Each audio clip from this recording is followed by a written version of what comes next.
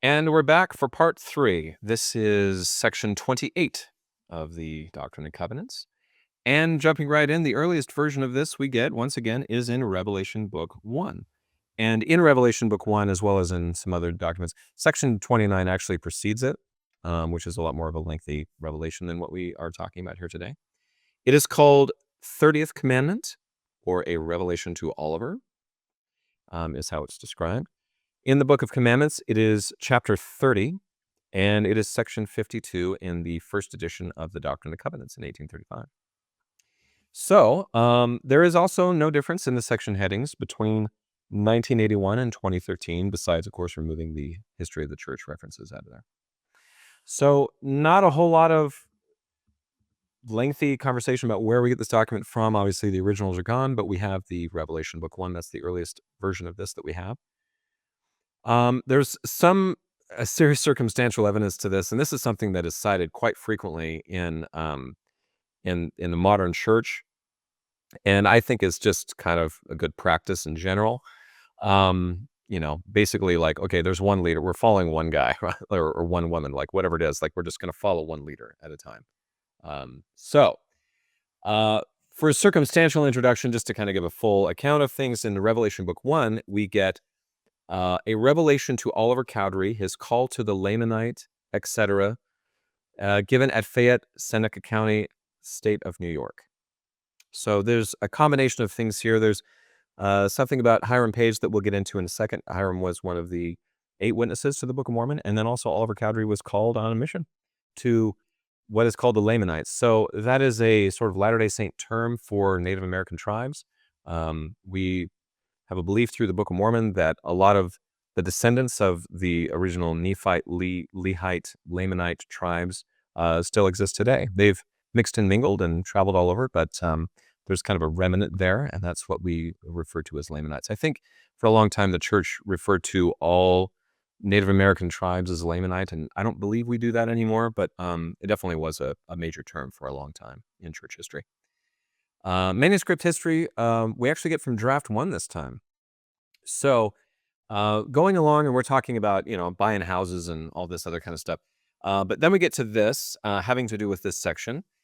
To our great grief, however, we found that Satan had been lying in wait to deceive and seeking whom he might devour.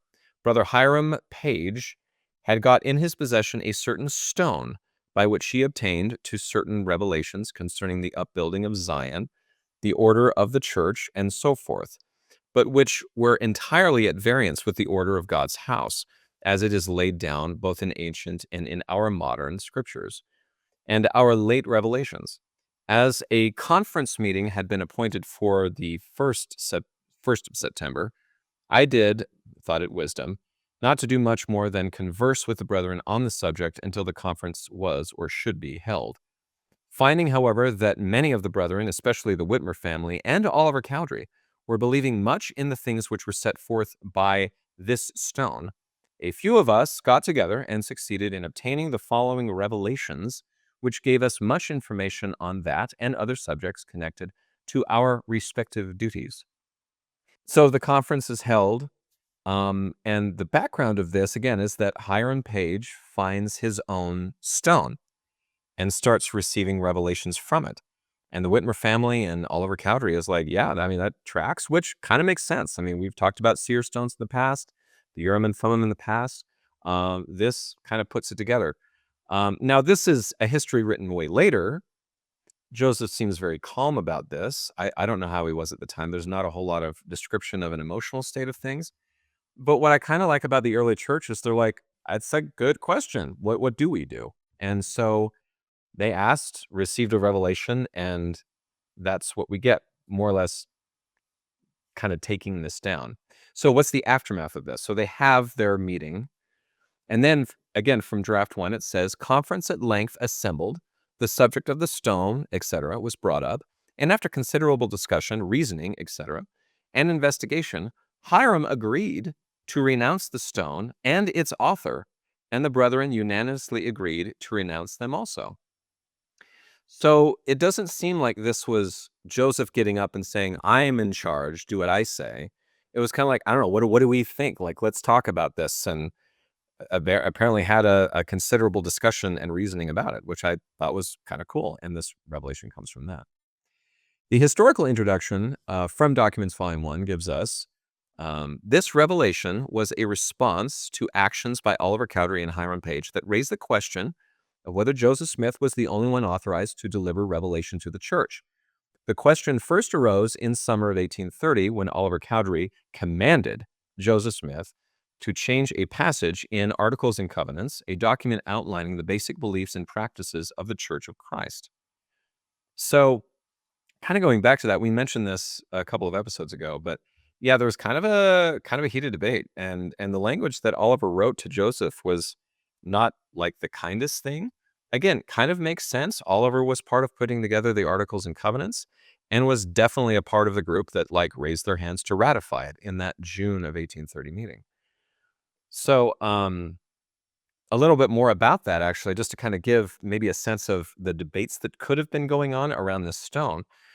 We get weeks later, he sent a letter ordering Joseph Smith to make a correction to the document. According to Joseph Smith history, Cowdery objected to the requirement that candidates for baptism truly manifest by their works that they have received the gift of Christ under the remission of their sins.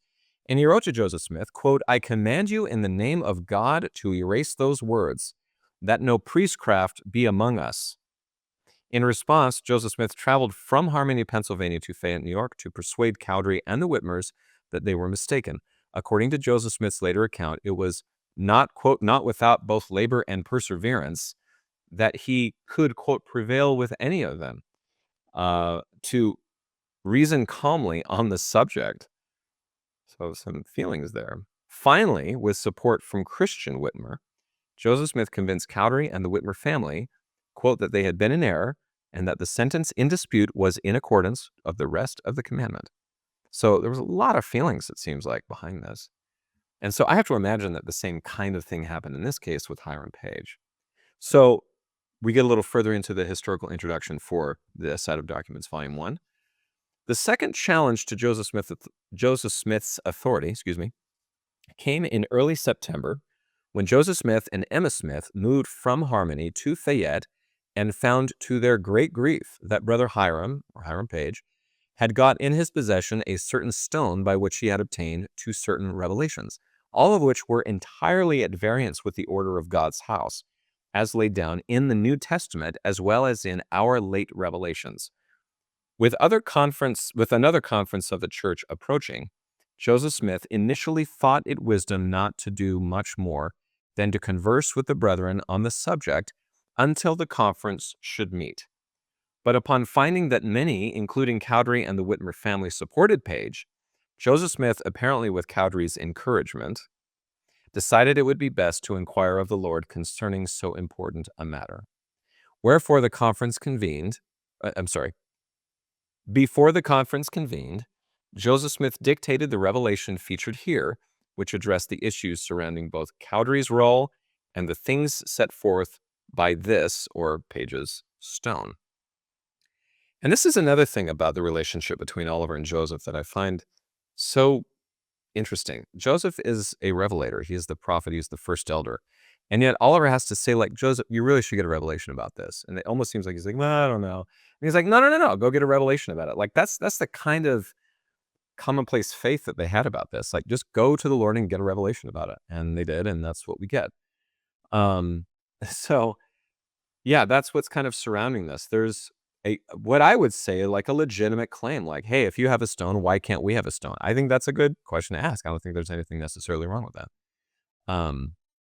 So what's in it, right? What's the content of the revelation? Well, in a way, it reaffirms that the Articles and Covenants, what we now call Section 20, were actually valid, and that nobody should be acting outside of that structure, which I would add again is the MO of the church today. Like, we go back, like, we definitely follow the Articles and Covenants. We, general church authorities, whatever you want to call it, definitely follow that.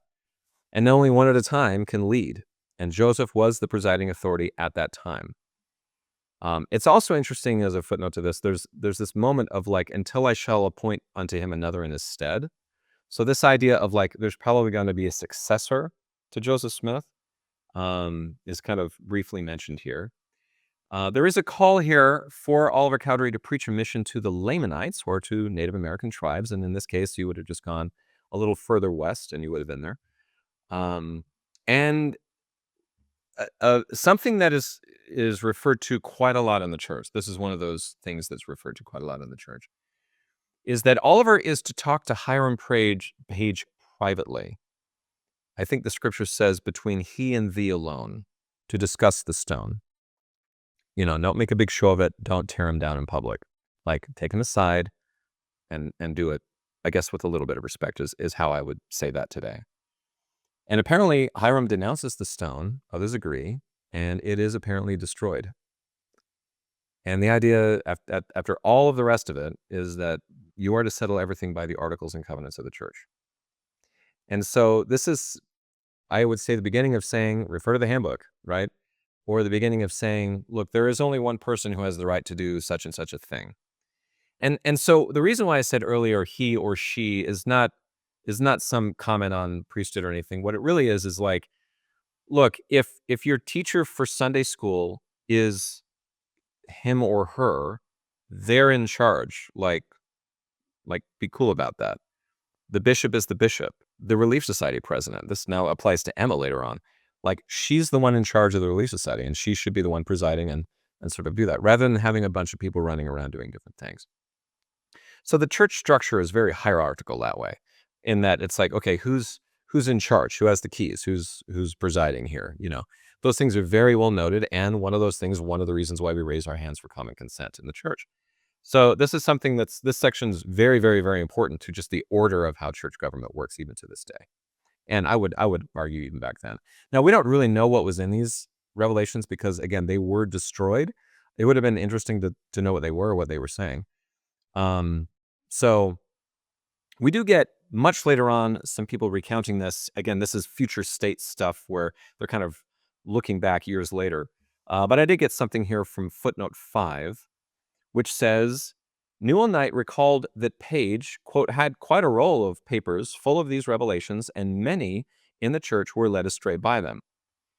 Ezra Booth, who wrote a series of antagonistic letters denouncing Joseph Smith after leaving the church in the fall of 1831, explained his understanding of Page's seer stone.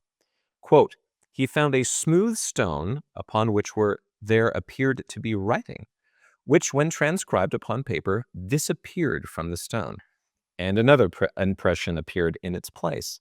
This, when copied, vanished as the former had done, and so it continued alternately, appearing and disappearing. In the meanwhile, he continued to write until he had written over considerable paper. It bore most striking marks of a Mormonite revelation and was received as an authentic document by most of the Mormonites, till Smith, by his superior sagacity, I think I'm saying that right, sagacity, discovered it to be a satanic fraud. George A. Smith later stated that the stone was black and explained that on it Page saw, quote, certain characters that he copied down as revelations. Emer Harris also called that Page's stone was black. He added that it was destroyed. Very interesting description. So, boy, I want to quote movies on this one because I feel like I've seen that kind of thing of like a stone and like letters appear and once they're written down, they disappear and then new ones come up. Anyway, very cinematic, very interesting that way. But that's a description of the stone that was in argument. A little bit more from the historical introduction, and then we'll close it out. It says, a revelation earlier that month had affirmed that church elders would establish the New Jerusalem in America as an apocalyptic fulfillment of both biblical and Book of Mormon prophecy. After other men were called to accompany Cowdery, the group of missionaries left in late October of 1830. So that is the missionary force, that part of the revelation that says, Cowdery, you're going to go on a mission. That wound up being a group of individuals that went off to serve missions. They kind of went west, which again is what they would have called either, quote, Lamanite territory, Indian territory, we would now call Native American territory or native territories. And this usually was kind of beyond Ohio. A lot of states still hadn't been formed yet because this is 1830. So there you go. That is sections 27 and 28, a little bit intermediary, to kind of explain. I hope what this is doing, as far as filling it in, is maybe showing like, hey, this is how things worked back then. But what I kind of like to find is, yeah, we still do that to this day. You still have to sign a ton of paperwork, pay your bills, there's interest payments, all that kind of stuff. Some things just never change. I just wish I could have bought a real estate property for $200, but that's for another time. But anyway, until then, this is the Amateur Historian. I hope you have enjoyed this. Thank you so much for the comments. I know a few of you have come back. It's been really fun to interact with you. If there's anything that I'm missing or whatever, please feel free to shout it out. But until next time, we will fill in some more history for your history-loving pleasure. Have a good week.